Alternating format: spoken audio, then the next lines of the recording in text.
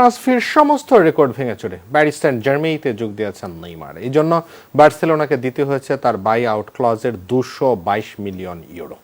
5 বছরের চুক্তি নিশ্চিত হবার 24 ঘন্টার মধ্যেই পার্ক ডি প্রিন্সেসে তাকে 10 নম্বর জার্সি তুলে দেন ক্লাব সভাপতি নাসের আল খেলাইফি। যোগ দিয়ে নেইমার জানালেন, অর্থ বা সুপারস্টার হবার লোভে নয়, লিগ ওয়ানের নতুন চ্যালেঞ্জ নিয়ে পিএসজিতে ইতিহাস গড়তে চান তিনি।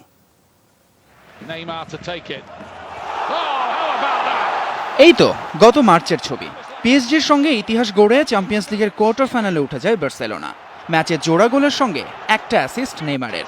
এমএসএন ট্রয়ির বাকি দুজনের একটি করে গোল।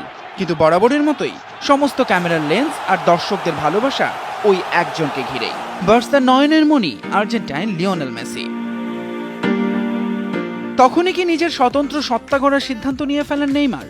সেটি নিয়ে যতই আলোচনা থাকুক, ফ্রেঞ্চ ক্লাব পিএসজির সিদ্ধান্তটা হয়ে যায় তখনই। যার কাছে চ্যাম্পিয়ন্স লিগের স্বপ্ন গুঁড়ো হলো, সেই তাকে দিয়েই চ্যাম্পিয়ন্স লিগের মুকুট পড়ার চ্যালেঞ্জ হাতে নেয় পিএসজি কর্তৃপক্ষ। যতই অবিশ্বাস্য শোনাক, যতই বার্সা গড়িমসি করুক, আর যতই ফিনান্সিয়াল ফেয়ার প্লের ধোয়া তোলা হোক না কেন, শেষ পর্যন্ত জয় কাতারের তেল বিক্রির টাকার। গত বছরই ট্রান্সফার ফির বিশ্ব রেকর্ড করা পল পগবাকে বিপুল ব্যবধানে পেছনে ফেলে 222 মিলিয়ন ইউরোতে প্যারিস সেন্ট জার্মেইতে নাম লেখালেন নেইমার, যার পুরোটাই বার্সাকে দিতে হয়েছে বাই আউট ক্লজ হিসেবে। 5 বছরের চুক্তিতে নেইমারের আয় এখন বছরে 30 মিলিয়ন ইউরো। খবরটি নিশ্চিত হওয়ার পর গত রাত থেকেই উৎসবের নগরী প্যারিস।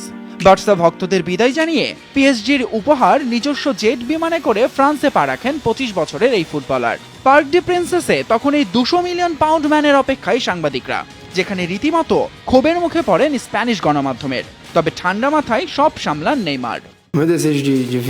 দেখুন, আমি খারাপ কিছু করিনি, তবে কোথাও আজীবন থেকে যেতে আমি বাধ্য নই।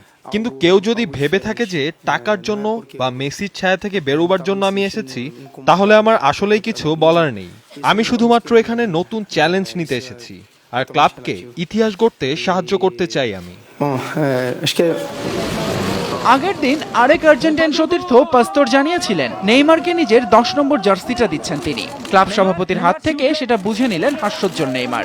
সবকিছু ঠিক থাকলে শনিবারই লিগ ওয়ানে পিএসজির হয়ে অভিষেক হতে পারে এই ব্রাজিলিয়ানের। ফয়সাল তিতুমির, যমুনা স্পোর্টস।